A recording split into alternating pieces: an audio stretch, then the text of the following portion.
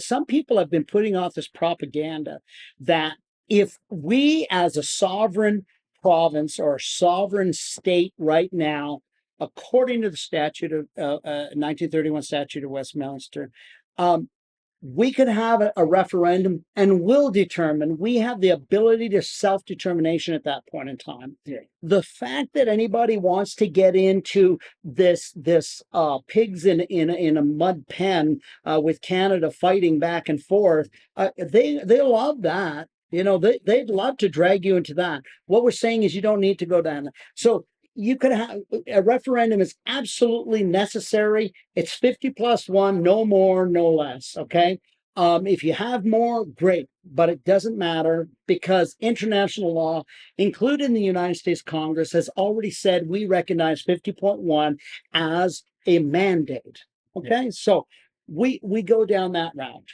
We could have, we could immediately go to the U.S. Congress based on the Declaration of Independence that any Canadian province could join the U.S. and they wouldn't even have to. They don't have to go through what the rest of the world goes through.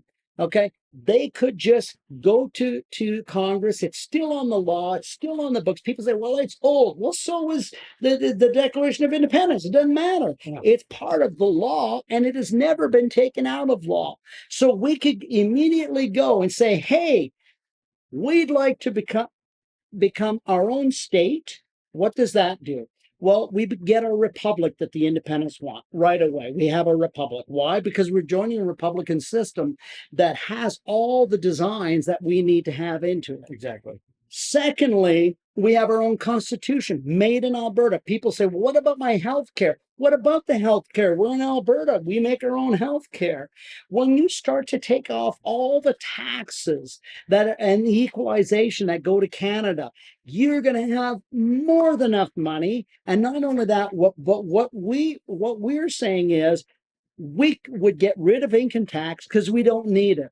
We could have a simple, I don't know, some people, oh, well, that's, we could have a luxury tax. In other words, no one pays taxes on basic needs. You all need a car. You don't pay taxes up to certain, but if you want to buy a Bentley, you're going to pay taxes. Why? Because you can afford it. Yeah. So, and I'm not being communist at that point. What I'm saying is that you give the guy at the bottom a chance to be able to get off his feet, to get up there. Exactly. And you know what? I started off getting my clothes from Sally Ann's. Okay.